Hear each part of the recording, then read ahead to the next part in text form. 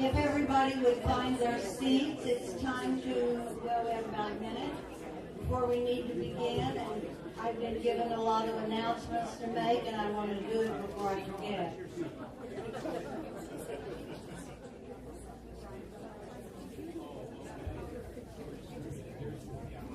Welcome. Okay. Welcome to our first JoCo in the Know Legislative Forum for this year. I think it's come a little early, but there are certainly issues. And this fantastic crowd just is amazing, because we know there are other distractors around. I think, number one, it says something about your interest in the topic. And since I'm still a little bit of an outsider, I'm going to assume that it also says something about the amount of respect people have for the programs that the League presents.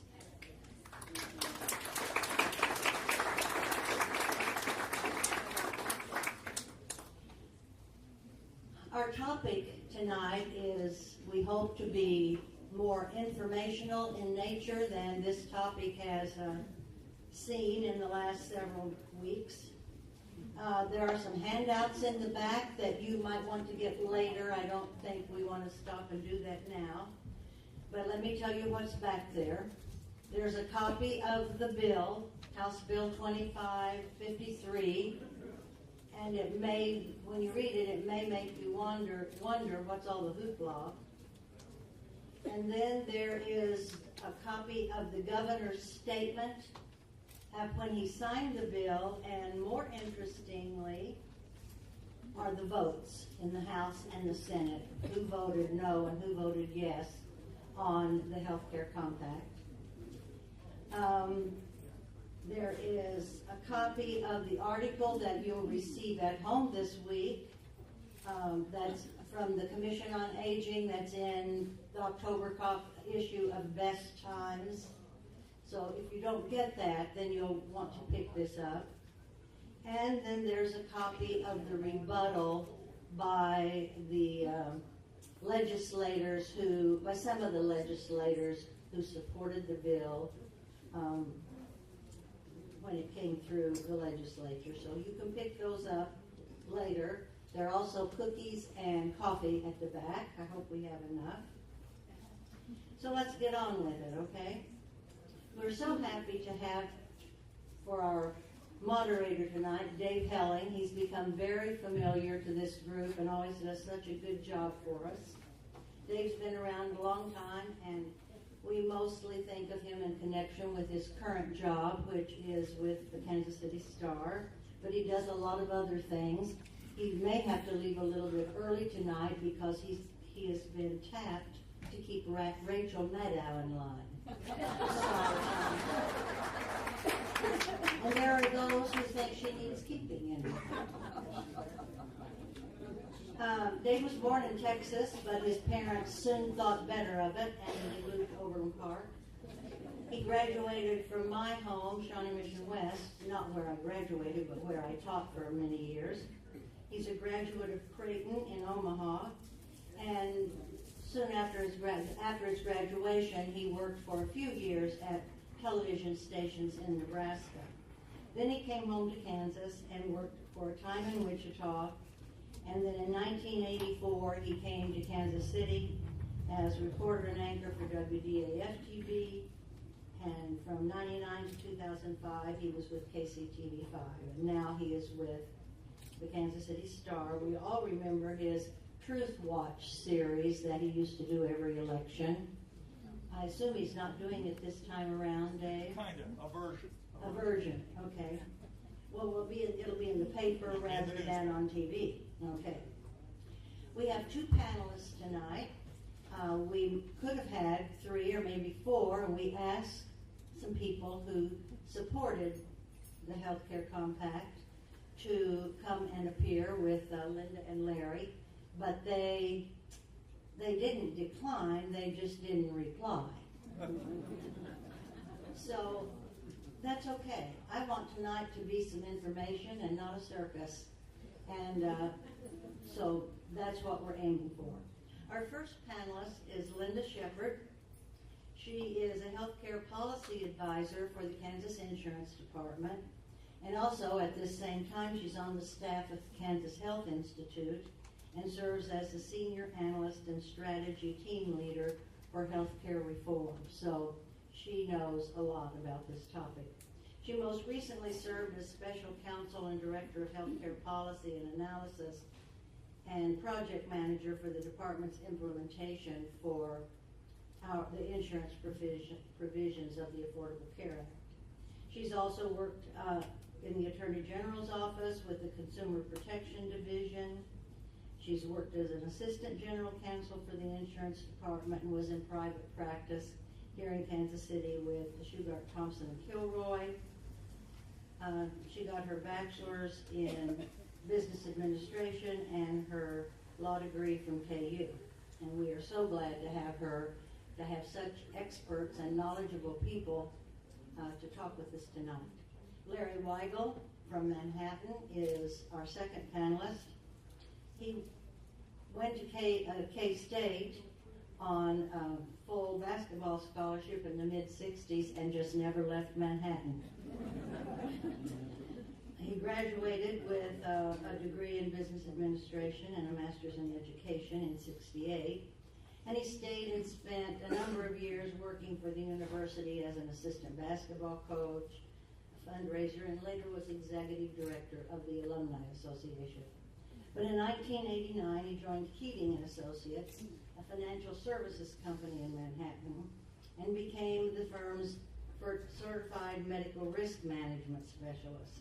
All these healthcare names just live just so long.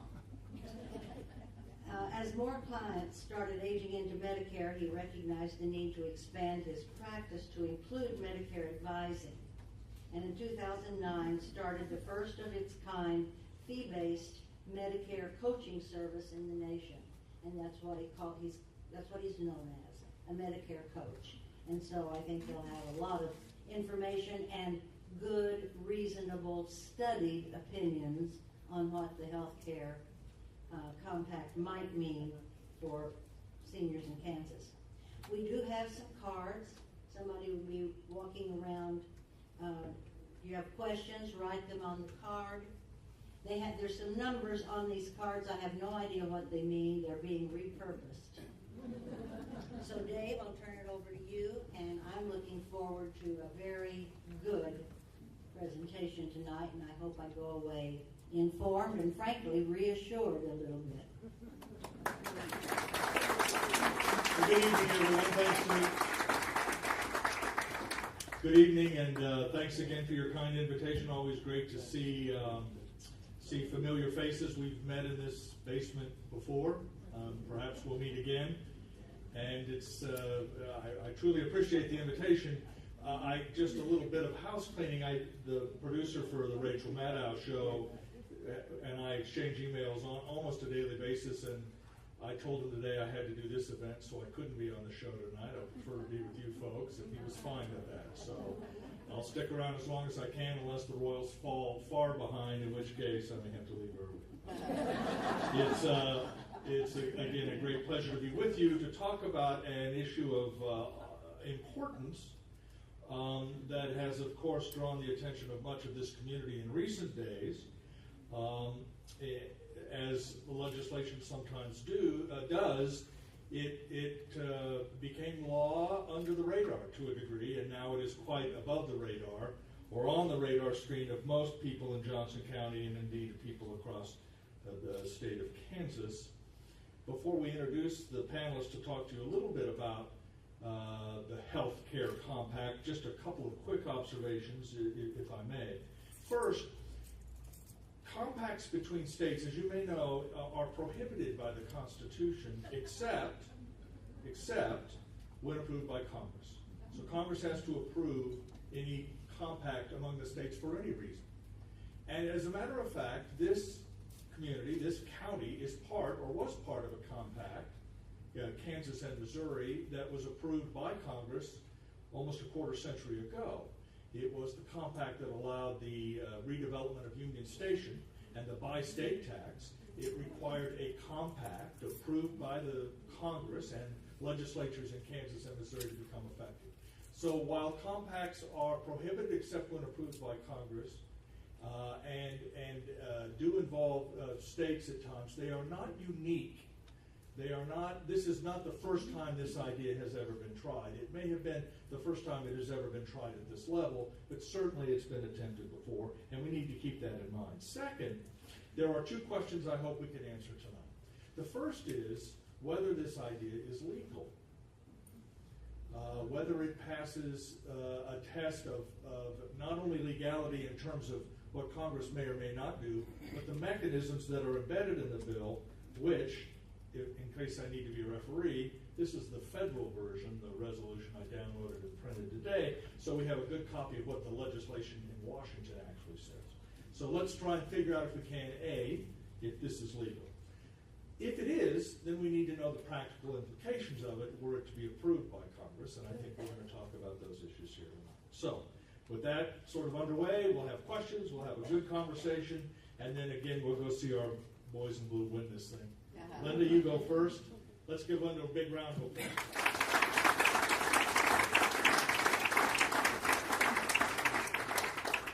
Am I saying here? Or Yeah, no, right there is fine. Great, thank you. Good evening, and thank you everybody for being here this evening.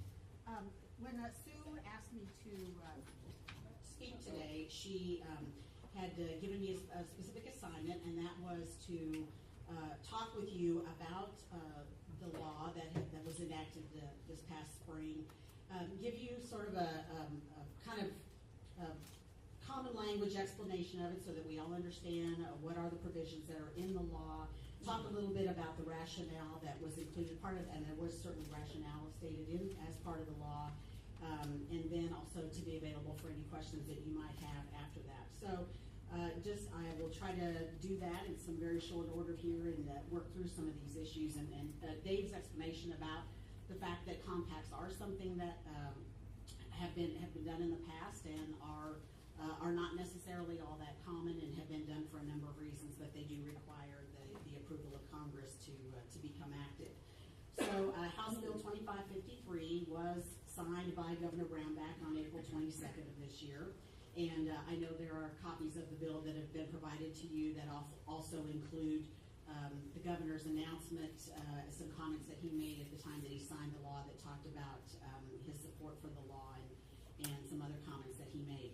I will note for you that Kansas is the 9th state to enact this same health care compact, and those other states are Alabama, Georgia, Indiana, Kansas, of course, Missouri, Oklahoma, South Carolina, Texas, and Utah. So Kansas was the most recent of the 9 that joined the compact.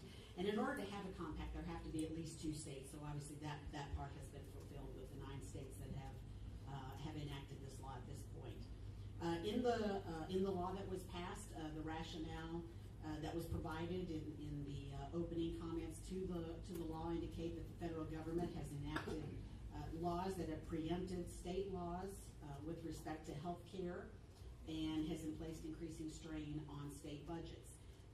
The opening comments also state that the states who are joining this compact are seeking to protect individual liberty and personal control over health care decisions, and that these member states believe that vesting that authority in the states instead of having it in the federal government is the best way to achieve that opportunity for individuals to have control over their health care. So those were 2 of the comments that are directly stated in the bill. The compact members, once a state that joins the compact, there are certain things that the state is expected to do, and certainly one of those is to agree to work with the other states that have joined the compact, so the other 8 states, Kansas, working with those other states, to obtain the consent of Congress. So all of the states that, if this moves forward, all of the states, including Kansas, will be working together to make sure that this compact is brought to Congress's attention and to do those things that need to be done in order to get Congress's consent for the compact to move forward. The compact gives, and I'm just going to refer to Kansas through the rest of this, the compact would give Kansas the primary authority for regulation of all non-military healthcare programs, and that includes all healthcare goods and services that are provided in the state, so everything except the military programs. The state would then become responsible for creating their own healthcare policy. So that is that policy basically meaning what's provided and who it's provided to, and the state would become responsible for coming up with those policies, and that would be based on actions taken by the Kansas legislature. So the legislature would have primary authority and responsibility to come up with those laws and regulations that would determine what health policy would be in the state of Kansas.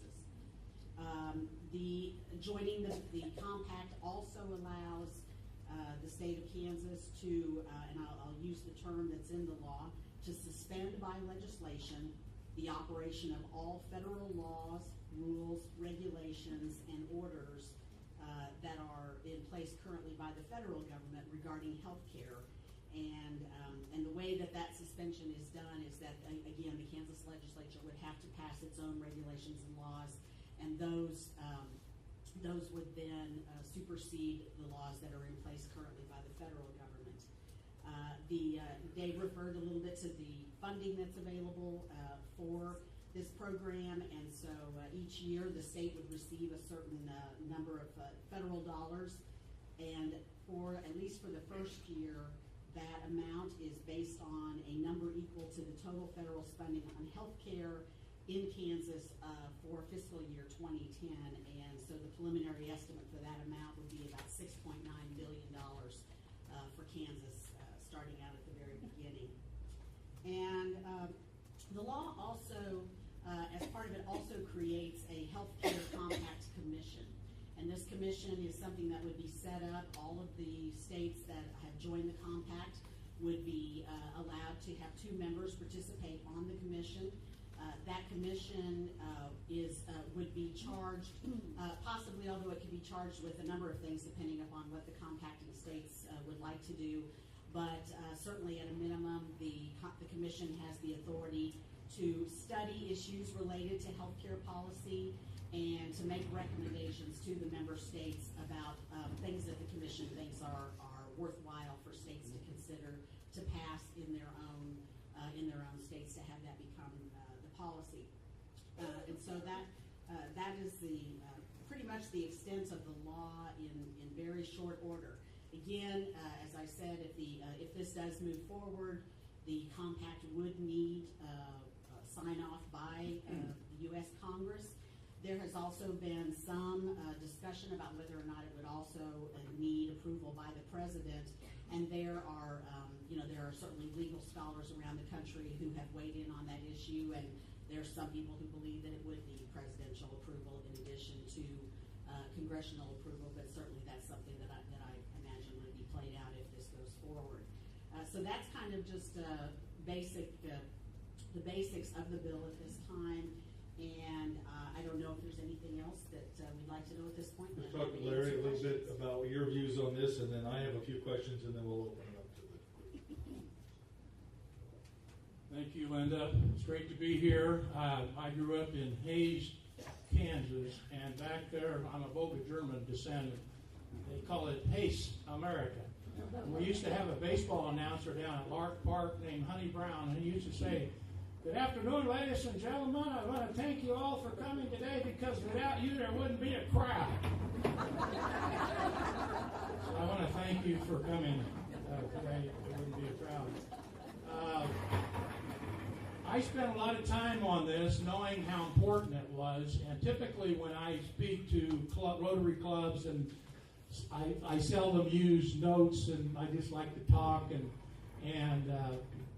do it that way. But tonight, what I presented is some pretty revealing information that has not been stated publicly, and I'm going to take you to another level as to the problem behind the compact. Linda told you what the basics of the compact how they work, but I'm going to take you to what's behind this compact. And the title of my talk, and by the way, afterwards, anybody wants a copy, you can come up and get a copy. So rather than winging it, I'm going to kind of tell you what I've researched. I have been on the phone for 3 days. I've called legislators. I've called current legislators, past legislators, legislators who were there when the bill was passed. And I've researched, done a lot of research. I've probably prepared more for this paper than I have in anything I've done the last couple of years. So the title is Healthcare Compact Originator Wants to Privatize Medicare. And I started out with a group of, and I've been following the commission here. A group of volunteer Johnson County Commissioners on Aging did their due diligence by closely examining the wording in the Healthcare Compact and noticed Medicare benefits might be affected if the bill is passed by Congress. And I commend the commission for, this is the first that I know of in Kansas where somebody has taken a stand. This issue has been under the radar screen. Very important issue. After researching the matter for several months, the commission compiled a list of questions and summarized them in an article scheduled to be published in the Best Times October issue sent to Johnson County residents age 60 and over. How many have read the articles? So most of you know. The headline they chose was Kansas on the Road to Eliminating Medicare, caught the attention of one of the bill's sponsors, Senator Mary Pilcher Cook, and she requested a meeting to discuss the issue. She received a copy of the list of concerns and questions raised by the commission prior to the scheduled meeting. But instead of answering the questions at the follow-up meeting, Pilcher Cook brought in 10 other legislators who applied intimidation tactics and threats to get the commission to pull the article. The commission refused.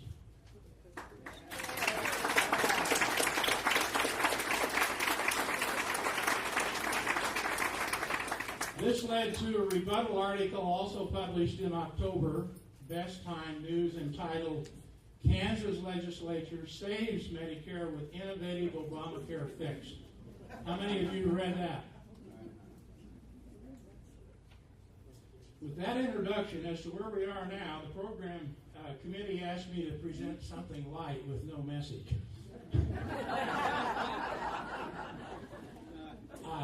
Being your, in other words, not a political message. So I couldn't help following this once I learned about it. So I read Representative Ray Merrick, Speaker of the House, wrote an article in the Kansas City Star, September 20th, 2014. I get the Star every morning, read it cover to cover.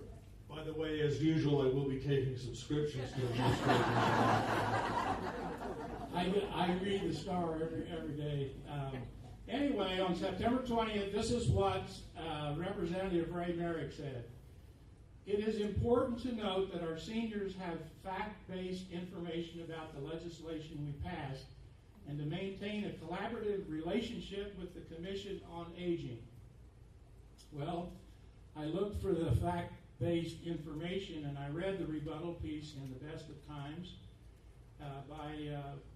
signed by Representative Merrick and 22 other legislators, but did not find any fact-based information or any answers to the questions raised by the Commission on Aging. So what I'm going to do tonight, I went through they had sent me the questions.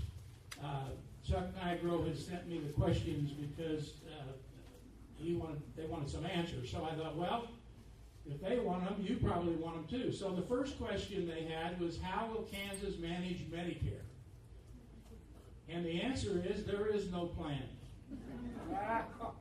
According to a legislator I contacted yesterday who was in the meeting, this was a Republican legislature, I was told the same question was asked in a caucus prior to the vote. The sponsors of the bill said nothing was yet discussed or planned for how the state would handle Medicare. The legislator who raised the question added this, and I quote, A change of this magnitude should not have been treated as an afterthought. Question 2, that was one first question. How will this change affect seniors when they travel? This is for all the snowbirds. The answer, not very well. Mayo Clinic in Scottsdale, Arizona, does not accept private Medicare Advantage plans. I have a letter. I work with Mayo Clinic both in Minneapolis and in Scottsdale. And one of my clients came to me and brought a letter and said, guess what? I've been going to Mayo's in Scottsdale, and they said if you're on Medicare Advantage, you better get back to a single payer because we don't take Medicare Advantage. So one of the concerns of the commission was how portable would this be? The Cleveland Clinic, I called the Cleveland Clinic, and they say they take single payer Medicare, which most people have with a supplement plan. They'll take that, but on the Advantage plans, they're on a case-by-case basis. And also, MD Anderson, I called MD Anderson and said, do you take private Medicare Advantage? They said on a case-by-case basis. And I asked Mayo's why is Medicare Advantage so controversial? They said, well, on single-payer Medicare, when a client comes in, Medicare, we know exactly whether they're going to pay or not. With Medicare Advantage, you have to go through the contract. I had a client call me, and she said, I have a Medicare Advantage plan. I live in Kansas City, and I want to go to the Cleveland Clinic. Her Medicare Advantage carrier called her and said, I'm sorry, you can't go, they're out of network. Had she had the plan most of you have, she could go to the Cleveland Clinic. She could go anywhere in the country. So that answer was one of the questions the commission had, and I call it the snowbird question. What about lumping Medicare dollars in with Medicaid? The answer to that is a block grant using 2010 amount, the $7 billion that Linda mentioned, is already behind the curve and underfunds Medicare. Medicare would be shortchanged. Giving the legislature and the governor block grant money to be used as they say fit is a dangerous precedent.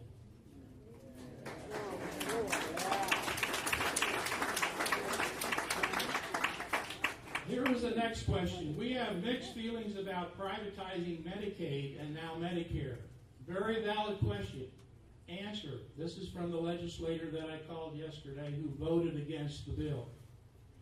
The legislator said one has to look only at the problems riddling CanCare program and the losses incurred by the insurers involved to realize this is a dangerous plan. This came from a legislator.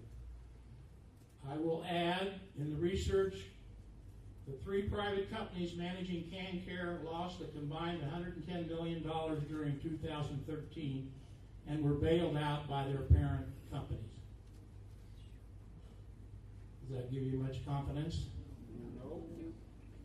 What about losing our Medicare benefits?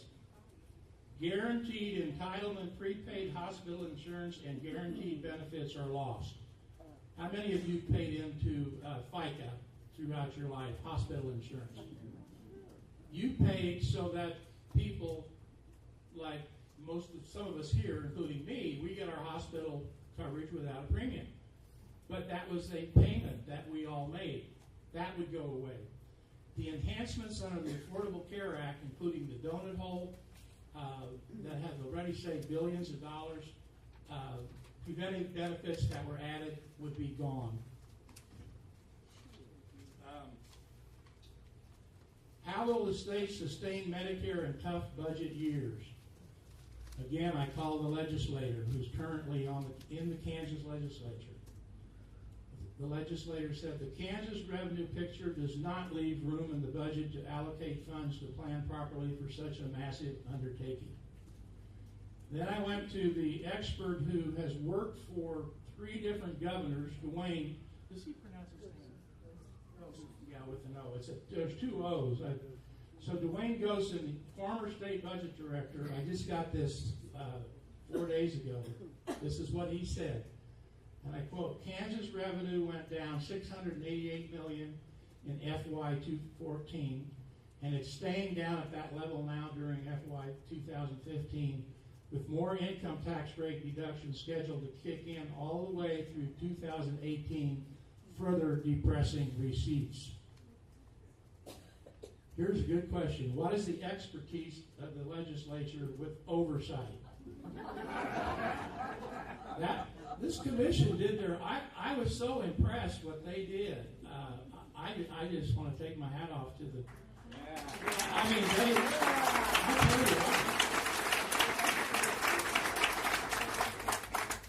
you. Okay, here's the answer. Here's what one person told me. I was doing my research. He said, well, just look at what happened in April of 2014 when Phil Hermanson was appointed acting inspector general to oversee a $3 billion program for CanCare, and he resigned under pressure because of no experience in insurance or accounting or health care, and then personal issues later revealed excluded him from the position.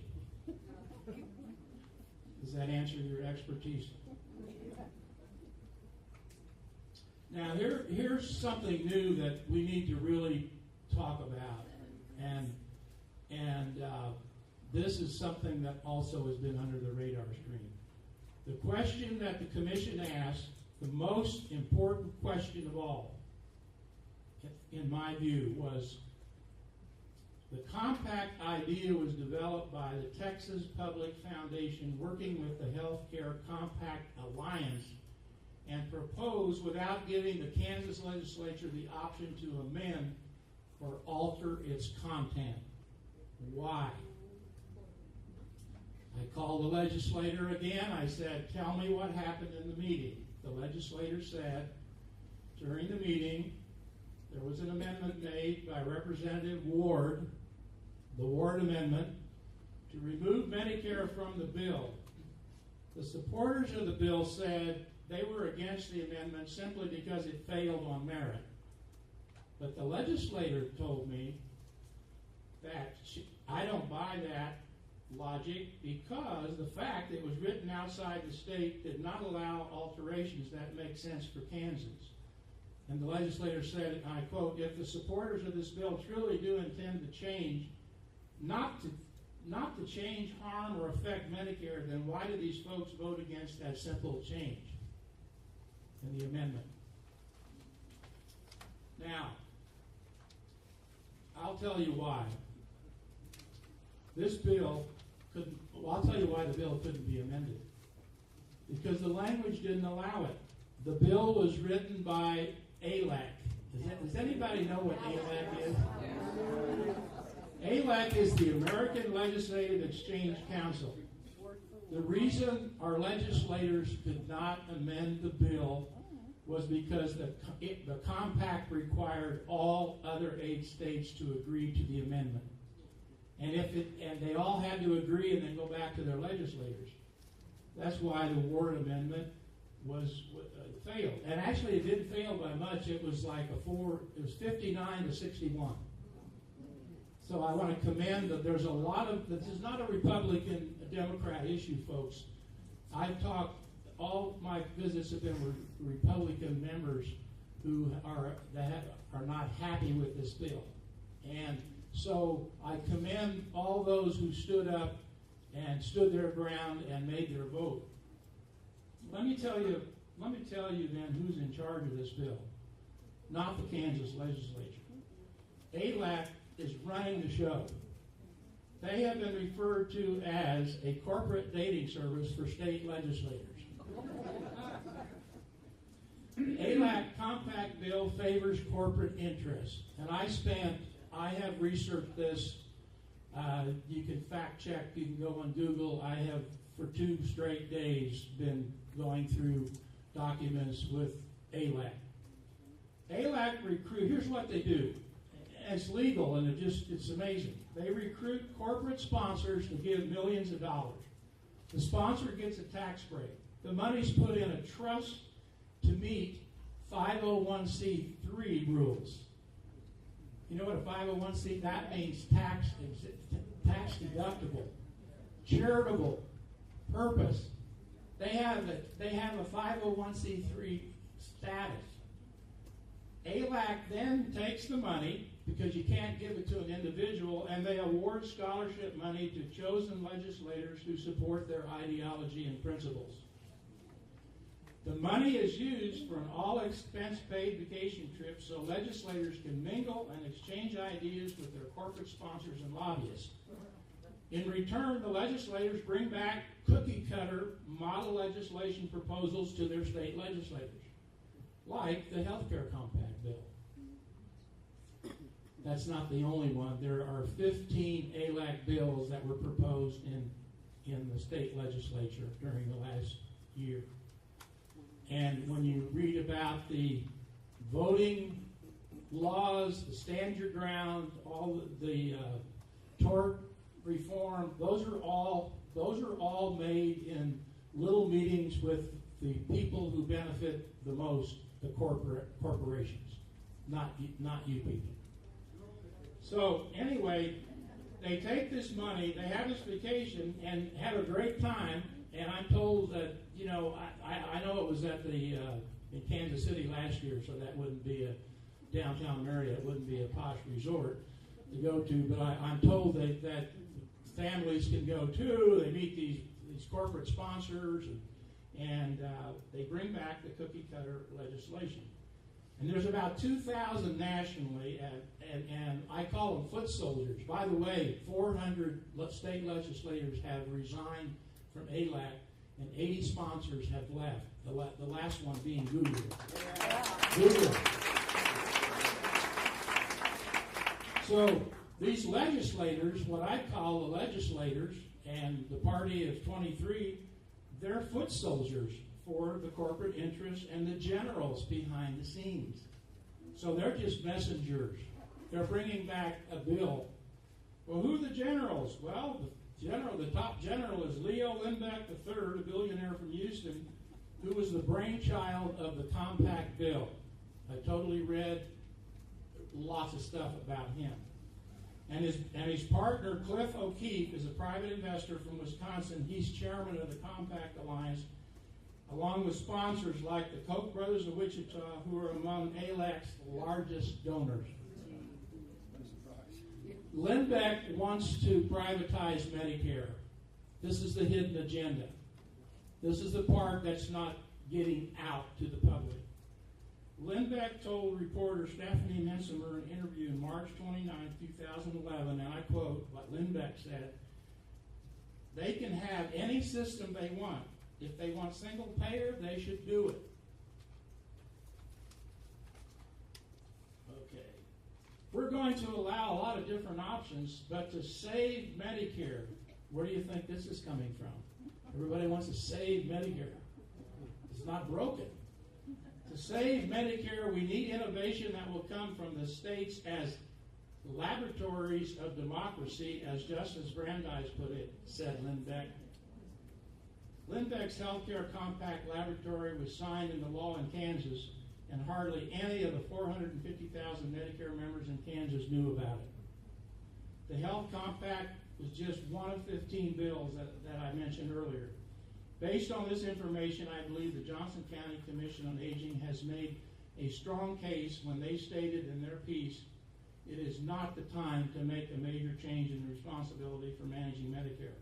This is bad legislation, and it's bad for Kansas Medicare recipients. Okay, Lord, thanks. If you have some questions, go ahead and are we writing them down? Is that the deal and bringing them up? Is that what we want to do? Or well, I'll ask a couple quick questions and then scribble whatever you'd like and send them up. We'll go from there. I want to talk about the legality of this proposal before we go into the merits. Larry, I think you talked a lot about whether this would be a good idea, but let's just discuss whether or not it's legal at all.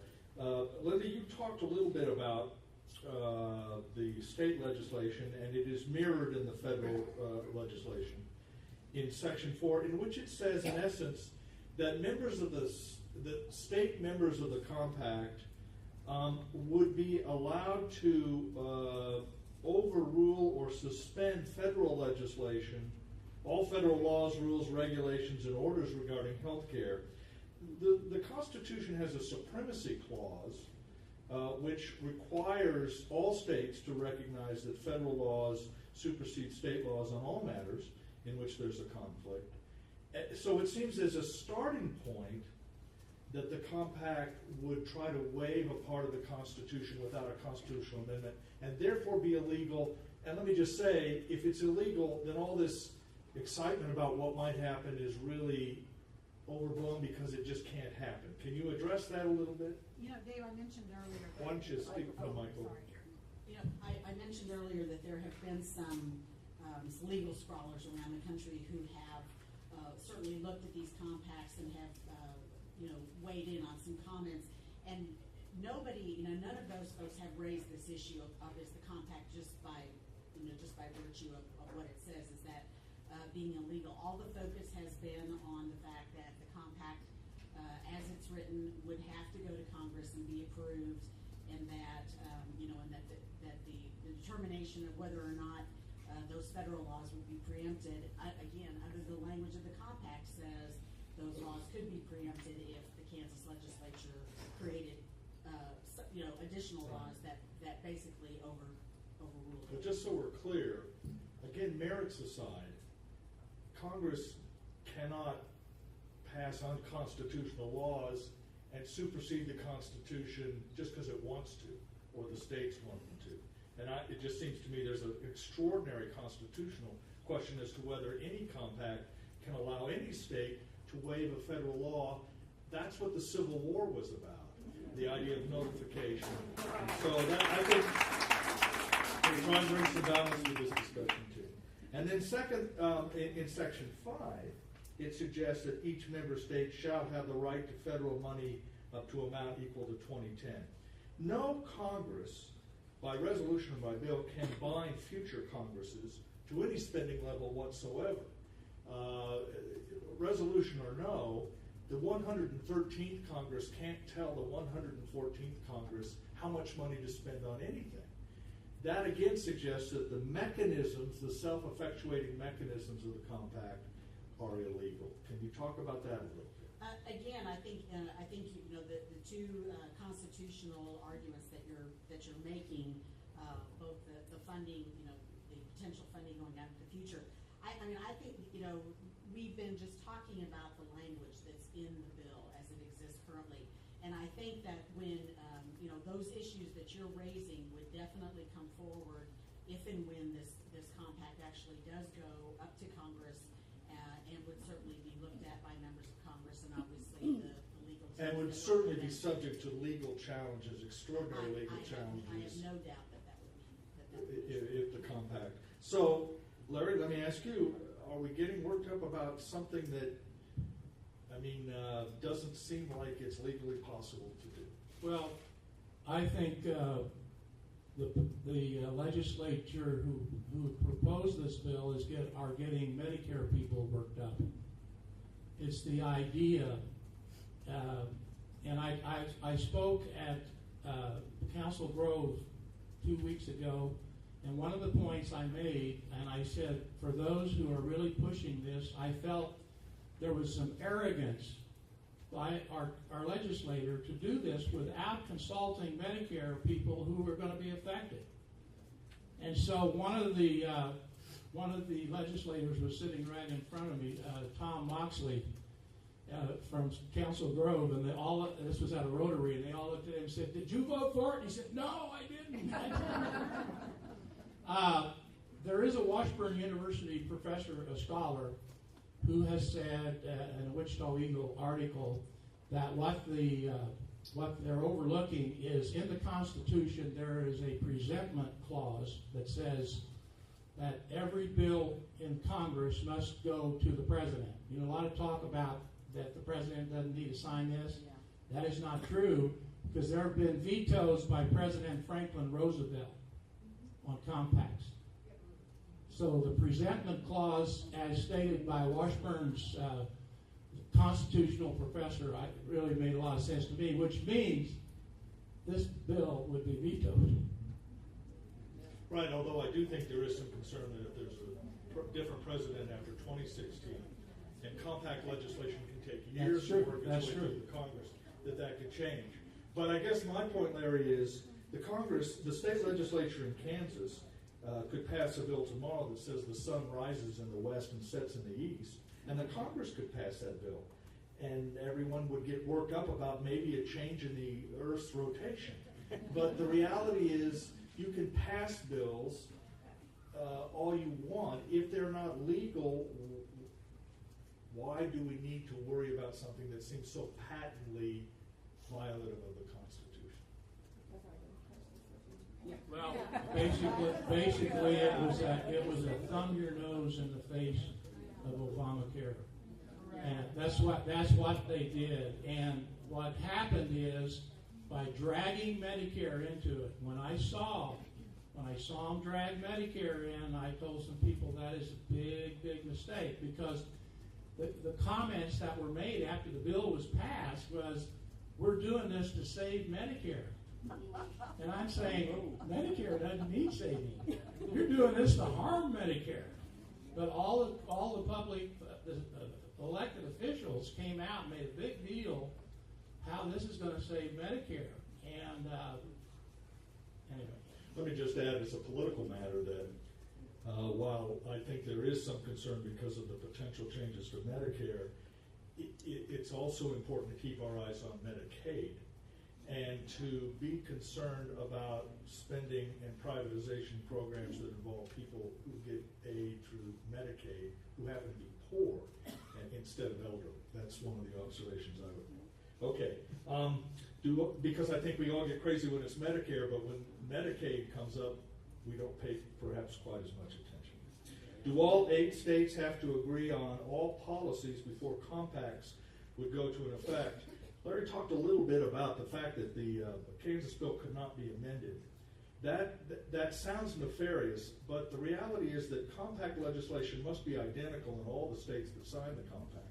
In Kansas and Missouri, when the bi-state compact was passed, there were actually some problems with that because the language has to be identical, not for every comma, every period, in both states before the Congress can approve it. And in fact, there were mechanisms of bringing the bi-state tax compact back to the state legislatures to correct drafting errors. So while it sounds bad that you can't amend it, the fact of the matter is, if every state could amend the compact legislation, you wouldn't have much of a compact, would you? Because each state would have a different approach to that legislation. Now, Linda, do you agree or disagree with that, based on your understanding of how compacts work? No, I do agree with that, and I think that that is why, as Larry mentioned, the change, the potential or the attempts that were made to try to change some of the language. That was certainly part of the reason why that wasn't able to happen. But again, I did want to clarify the comment I made earlier, which was even though the compact language is the same, if the compact were to go forward, and I understand we're all talking about a big if here, if it were to go forward, that would not. All of the states would not have to agree to the way their health care policies are done. So as the law lays out, each state would have its own opportunity to choose its own approach to After the compact. After Right. the compact, The clear language says after the compact is approved, that each state can design its own approach to how it spends its money. But the actual enacting legislation, which is whatever the number was, has to be identical in every state to the letter, or the compact won't work. And that's, I think, why it wasn't amendable at that stage. Has Congress approved any other health care compacts? Larry, do you know the answer to that? 200. Healthcare compacts? Oh, healthcare. No, none. My ears are. My wife tells me I need a hearing aid because I have tinnitus. Medicare will cover that. Raise your hands if you know the answer to that question. Okay, there we go. There are 200 compacts, but no health compact.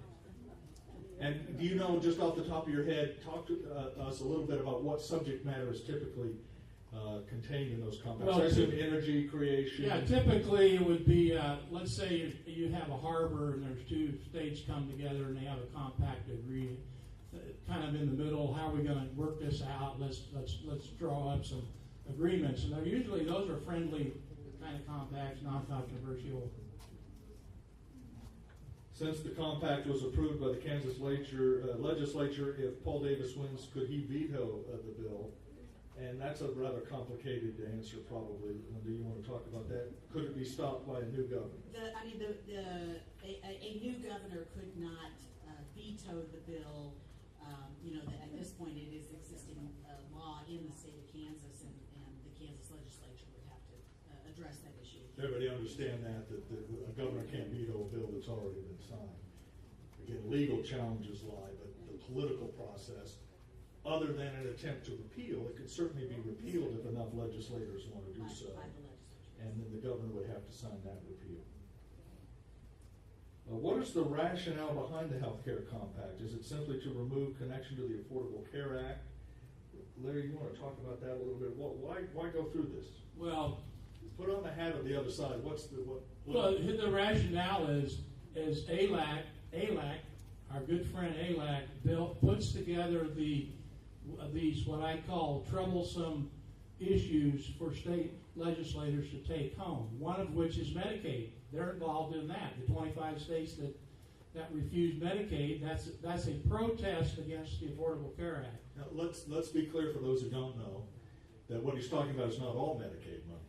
No. It's just the expansion of Medicaid that was proposed under the Affordable Care Act. That's correct. The expansion of Medicaid that was proposed was a way to thumb the nose of the state leaders who are in control to say, well, we're not going to do that, and we're going to pass this compact. That's all the ALAC is really good at, what I call disrupting issues that do not fit their ideology. And if you read Leo Lindbeck, he's a libertarian. His father, Leo Lindbeck Jr., proposed to eliminate the 16th Amendment, no income tax.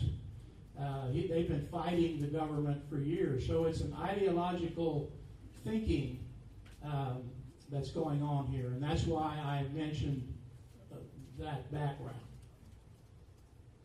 Now, Larry, you talked a little bit, let's clarify this too. You talked a little bit about your fears about privatizing Medicare, and you think that may be behind some of this effort on the compact. Yet you also spoke in terms that seem to imply you support Medicare Advantage, which is, in essence, privatized Medicare, or at least provides premiums to a private insurer rather than to the government. If privatizing Medicare is a bad idea, why would Medicare Advantage be a good idea? Medicare Advantage is not a good idea. I'm a Medicare coach. I've designed thousands of plans. Medicare Advantage is a program that the health lobby has pushed onto Congress, and since the program started, since 1985 to 2010, there's been $283 billion taxpayer dollars given to insurance companies to make Medicare work, and it's still not working. It's still not. It costs more, and the MedPAC Commission has pleaded with. This is one of the issues that was raised in the rebuttal about. Which I think is an old record. Obamacare took $716 billion out of Medicare to pay for Obamacare. That is absolutely false. $156 billion coming out of that 716 is corporate welfare. So the government, I have read bills of Congress.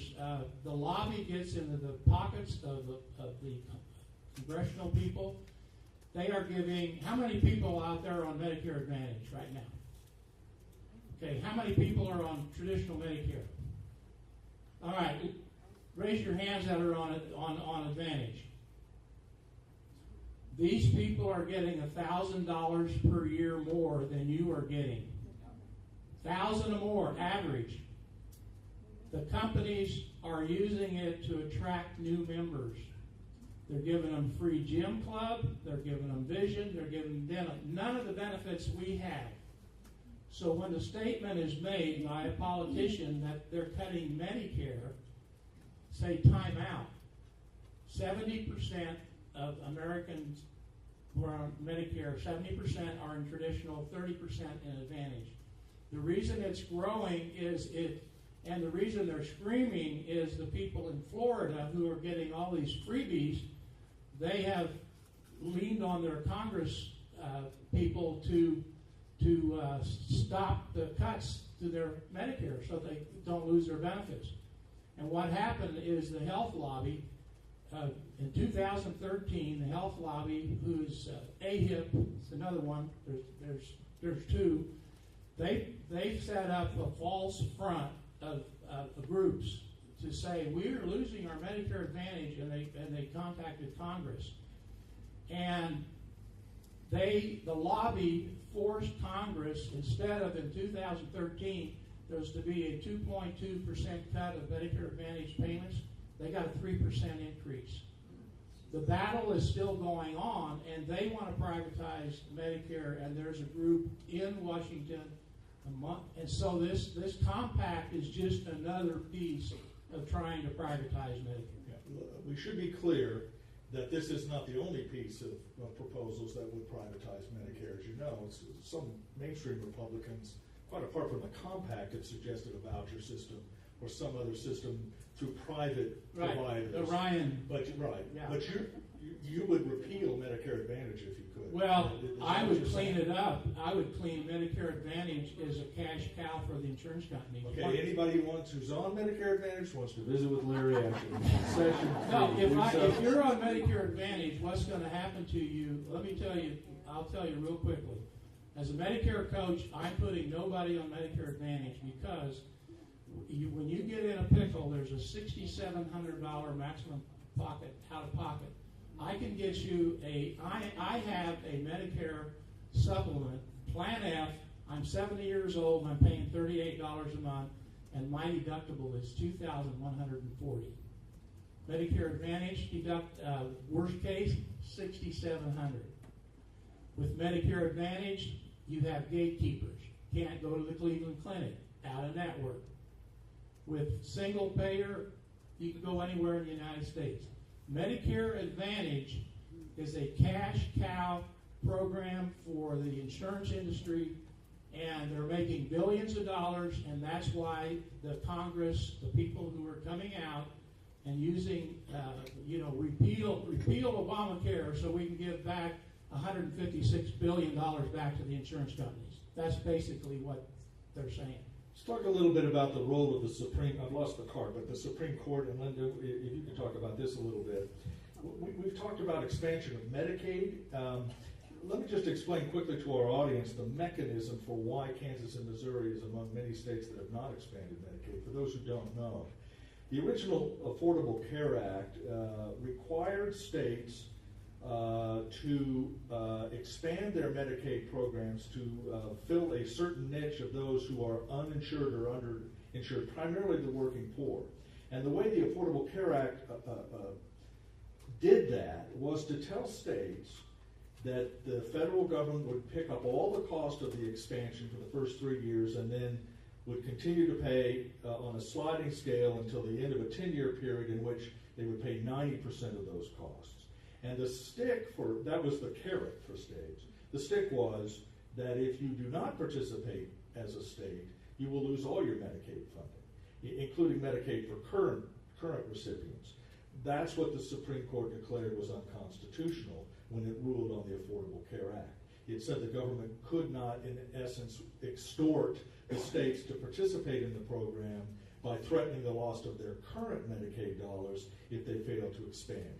After that ruling, then Missouri, Kansas, and many other states decided not to expand their Medicaid program. What role would the Supreme Court, though, play in a compact, in your view? It's almost certain it would go to the court, would it not? I think that if, and again, I know we're talking in a lot of ifs here, if the compact ends up going to Congress, and if Congress were to actually consent to the compact, you certainly said earlier, Dave, and I think there would be all kinds of legal challenges that would come up at that point. I don't think any of those things would happen I don't think the court would step in, until they thought that there was a need to do that. If there were some, if it looked like Congress was going to move forward to this, and there was a legal question that was then raised at that point. But it's just going to have to. It would have to sort of play through the different levels. But certainly, I think the court would come in at some point if it actually got through congressional approval. Do you anticipate? I'll start with you, Linda. Do you anticipate that this might become an issue in the elections this fall in Kansas, and for that matter, Missouri, but largely in Kansas, particularly at the governor's level, but even at the Senate level? Obviously, the next senator will play some role in deciding if this Compact A should pass and be as legal. And do you get the sense that legislators who approve this, and Larry will ask you this question too, are anxious to get their hands on this money for reasons other than providing health care? Or give us some sense as to what... I'm trying not to ask that as a loaded question, because the reality is you may end up biting off more than you could chew, which is what happened with Medicaid in Kansas. And you might get a sense that legislators would just as soon not have to deal with this issue, but maybe you have a different. Yeah, I think that, the question, Dave, that you asked earlier that Larry did a great question, the job of addressing, is in terms of looking at why the compact looked like something that obviously a majority of our legislators, it's sufficient to get the bill passed, thought was a good idea. And I think that the question of whether or not the thought was particularly in mind about what we could certainly do with Medicare, making changes in Medicare for the state, but also looking at it from the perspective, as we talked about earlier, of also giving the Kansas legislature the opportunity to potentially preempt some of the federal requirements that have come in under the ACA. But I think, and I was going to mention this because I thought, when all of the discussion started about the healthcare compact and what does this mean, and what potentially would happen, I did want to mention to all of you there is actually a healthcarecompact.org website that you can go to, and this is clearly a website that has been set up by people who are proponents of the healthcare compact. And there's a very good section on here that I have found very helpful, because I think it gives you some insight into the thought process of why the healthcare compact looked like a good idea. And so there's on that website there is an FAQ section that does a really good job of laying out some questions and answers of the kinds of things that someone may want to ask about the pros and cons of the compact and what potentially would happen. And and there is certainly one of the questions on there is if a state were allowed to implement the compact and structure their own healthcare policy, what would happen if they were able to do that for less dollars than what could be done if the federal government were doing this. And so there's certainly a Q&A on here with an example that talks about if the state implemented their own healthcare policy and were able to administer the healthcare programs in the state and made it so that they could actually save money on that, then those dollars could certainly be used for some other purpose if that were, right. Those dollars. But Larry, do you think the primary motivator is for legislators to get their hands on block grants for medical care, or is it to try and poke more holes in the Affordable Care Act? I think it's primarily to poke holes in the Affordable Care Act, but the big mistake that was made is when Medicare was dragged into it. Because just like the counter article from the 23 legislators, what was it? The rebuttal was how they were going to save Medicare. They just added to the problem because now they've made a big issue out of it for the entire state. When the governor signed the bill, what did he say? He said, "This is going to save Medicare." You have a copy of what he said. I think he basically said, and I think I have a copy too. By the way, this is the Mayo Clinic letter that here's what he said. This is I pulled this out. When the governor signed the bill, he said, and this got my blood pressure up a little bit. Similar to care reforms to Medicaid, the compact will play an important role in preserving and enhancing Medicare for Kansas seniors under the compact. I suspect I would support reversal of the unfortunate Medicare cuts initiated by the Federal Affordable Care Act. Furthermore, I strongly oppose any effort to reduce Medicare benefits of coverage for Kansas seniors. This is what the governor said. This got my blood pressure up. You're hearing your blood pressure, Larry. Really, we've got to find a doctor. I know. My doctor, my blood pressure. Is there a doctor in the house? My guess is the answer. My blood pressure did go up. I went for a check, and he said, "Well, your blood pressure is up." I said, "Well, I've been working on a Medicare bill." But anyway. But explain to us why. We're almost out of time. But explain to us why, if I can play just devil's advocate, try to bring a little balance here. Why inherently the federal government, in your view, is a better administrator for Medicare than, say, a state government?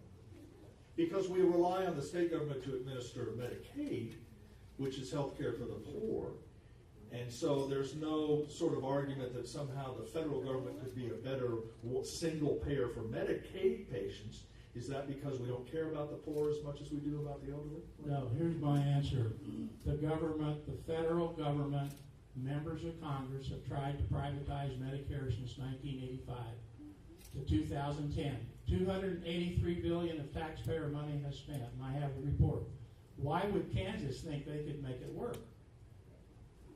Medicare single payer is one plan taken by about every doctor in the country. Private Medicare has many plans taken on a case-by-case basis. That is why the federal Medicare program, to me, is by far superior than the states doing it. And the problem with Medicare Advantage right now, Dave, is it's a political. The Congress is involved, and they use benchmarks that give money to different areas of the country. And for instance, in Iowa, as a rural state, Senator Grassley, who had power on the committee, I read their whole report. They gave 40% more per person for Iowa residents because he felt like they ought to have just as good benefits as those people down in Florida. Well, that's throwing money away.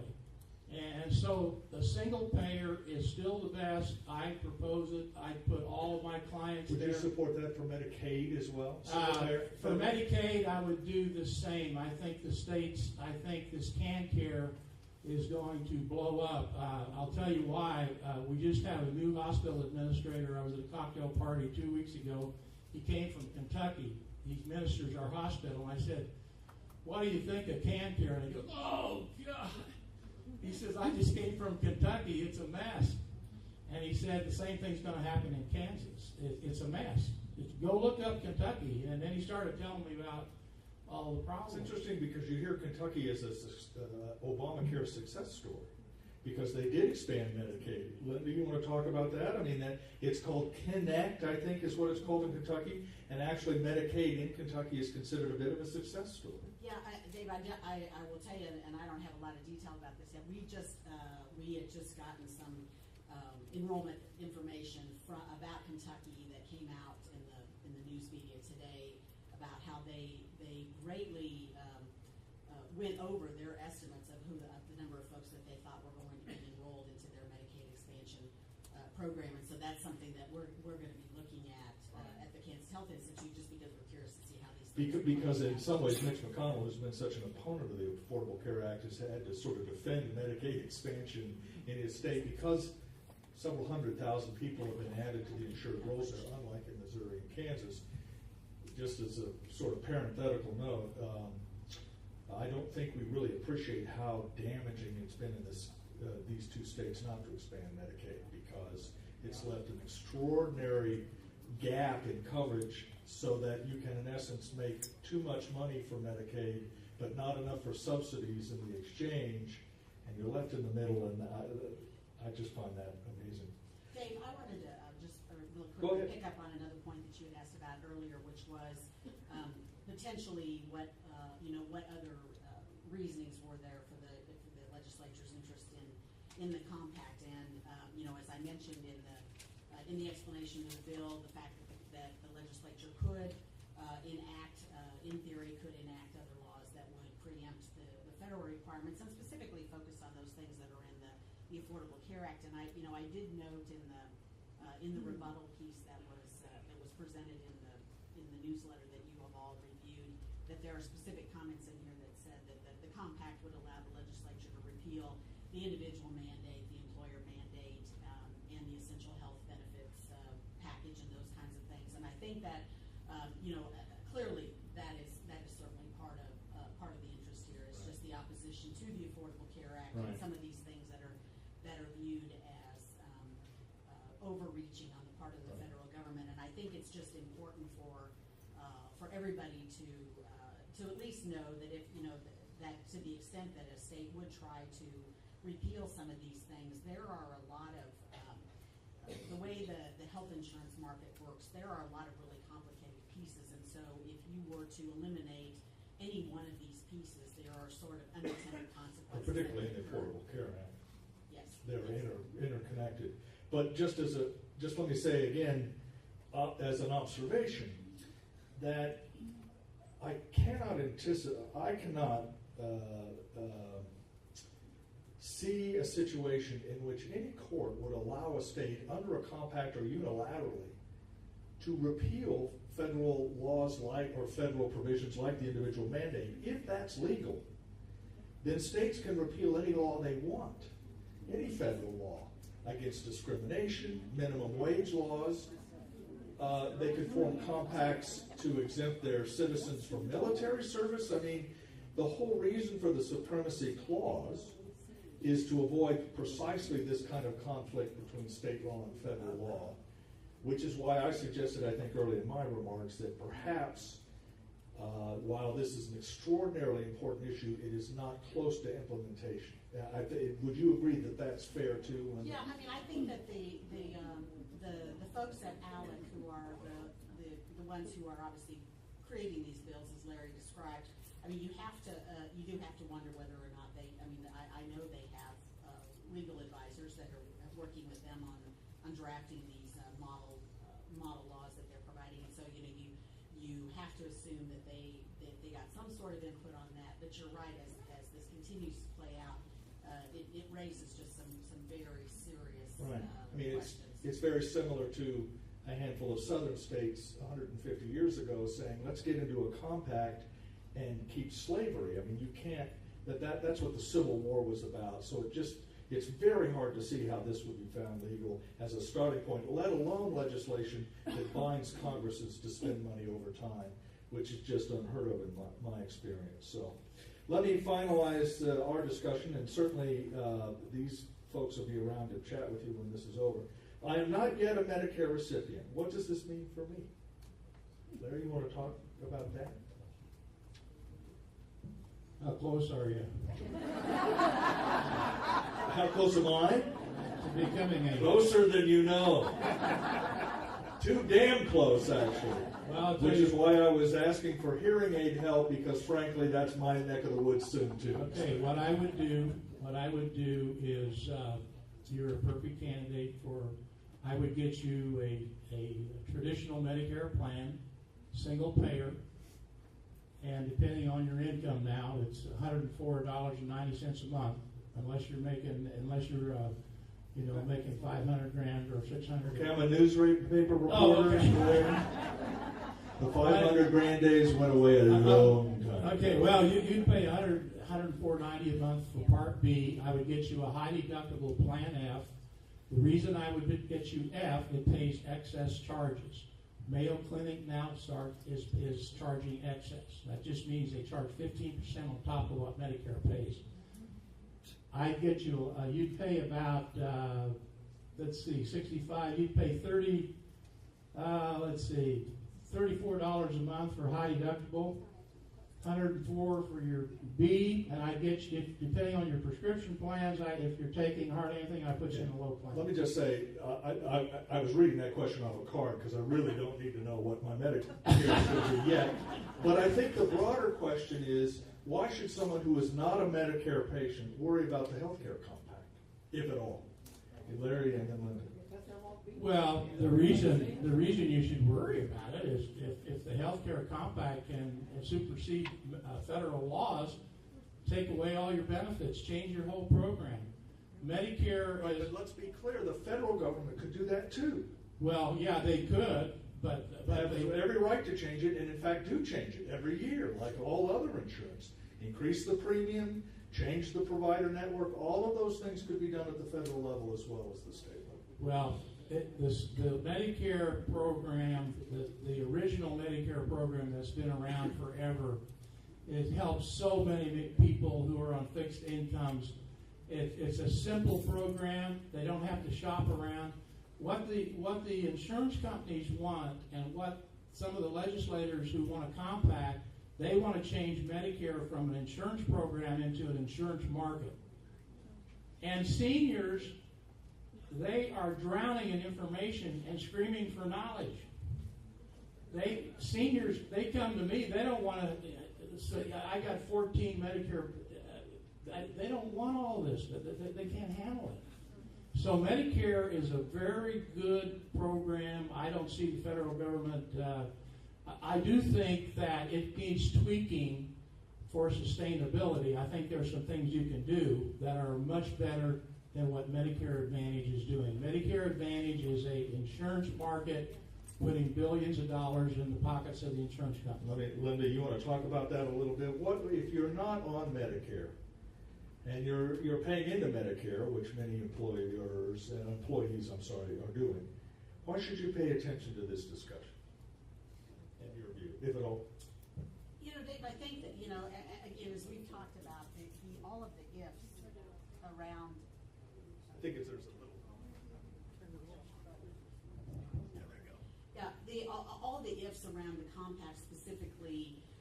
I mean, you know, this is obviously something that's going to play out over some period of time, and again, as we discussed, could raise all kinds of legal challenges. But I think from you know, from my perspective, the fact that all of these discussions are going on, and whether it's at the state level, and certainly some of the candidates who ran for president last time and are talking about running for president for 2016, there is clearly a lot of focus on the Medicare program, and I think there is certainly a drive toward looking at, you know, as Larry said, are there some things that need to be done to that program that need to be changed, and I think that the question is whether it's you know, whoever's in control in the houses of Congress, or whoever it is that's in the White House, how are those changes going to play out over time for those of us who are going to be moving into Medicare into the future? And I think that's you know, that's certainly the message that for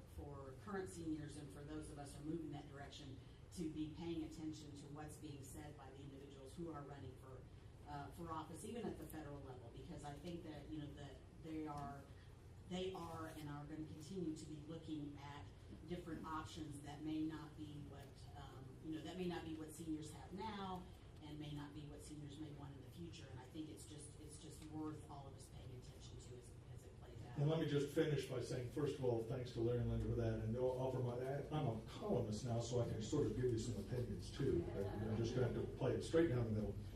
We had an interview yesterday at the Star with Greg Orman, who is the Senate candidate, the independent Senate candidate in Kansas, as you may know. And we spent some time on health care, and he said in that interview, in those discussions, he had no interest in repealing Obamacare, at least immediately. He didn't think that would happen.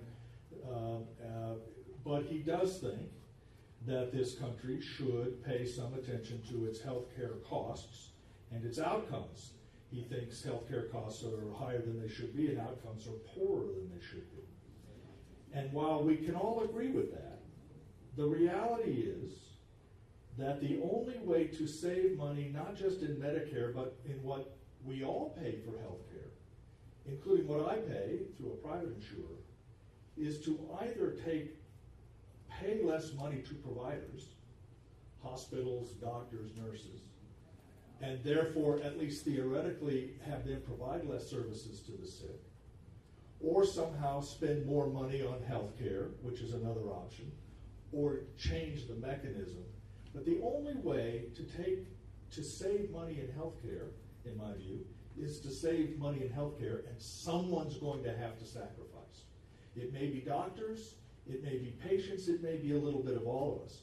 But this country spends $2.7 trillion a year on healthcare for outcomes that rank in the 30th or 35th among nations. So while we're all paying attention to the compact, let me just suggest we all pay attention to what all politicians are saying about healthcare at all levels. Because it isn't just about a compact, and in some ways, frankly, it may be a bit of a distraction. The real debate will be over what Larry and Linda talked about in Congress. How do we restructure Medicare if we do? Do we make it do we privatize some of it for some recipients? Because the reality is the idea of states administering Medicare seems much more distant to me than the real possibility your Congress will consider, for example, vouchers for health care for those on Medicare. That seems a more realistic possibility and deserves our attention as well. And also, I must say, we have to pay more attention to our Medicaid patients who don't get this kind of crap, and yet in many ways need our help just as much as seniors do. So with that in mind, Larry, Linda, thanks. Big round of applause. And I think my daughter tweeted me that somebody for the A's hit a homer in the first inning, so I don't know what the score is. But we were behind a few minutes ago. I do have copies. If anybody wants a copy of my talk, I'll put them up here. Oh, wait just a second. Got a bunch of announcements. I'm sorry. But we've got 10 more minutes. We'll be through here. First of all, I want all these Commission on Aging people to stand up so we can applaud them and thank them for their service.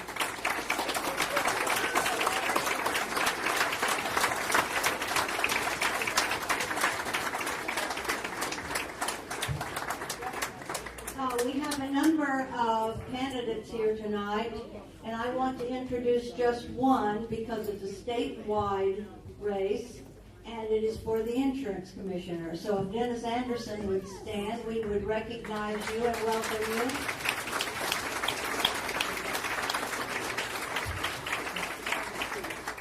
One announcement on the back table, there are signs that you can buy that say "Your Vote Matters" for $10, and you can use them year after year after year.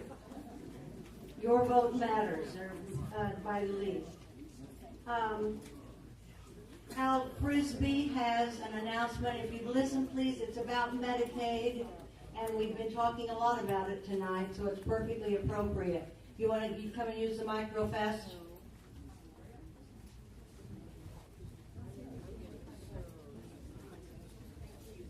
Hello. Dave Helen did an excellent job of describing what is happening with Medicaid expansion not being here in Kansas. We, as a number of organizations, are going to hold a rally about Medicaid expansion here in Johnson County at Oak Park Mall. I'm writing this down. October 18th is a Saturday. Oak Park Mall, 10 o'clock at Quivira and 95th Street. We're going to have 330 or more people there because the Harvard study predicted that 330 top, 113 bottom, somewhere in there, those people will die this year without Medicaid expansion in Kansas. This is a moral issue, and we need to be out there on the sidewalk telling people in the media that we need Medicaid expansion here in Kansas. Are you with me? October 18th, Oak Park Mall, 10 o'clock. Diane Kuhn has an announcement, our president.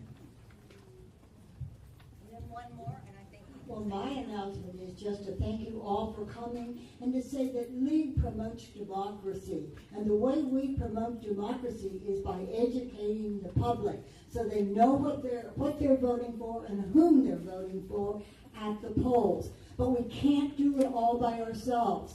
We need your help. We have membership applications in the back, so we would urge you to join us. We need your help. Thank you for coming tonight. One more thing, we have another. This is the first of many great programs that League will have. We have another one scheduled this Saturday at Atonement Lutheran Church, where we will be talking about fracking, water, and Kansas' future. Hope to see you all there. Thank you.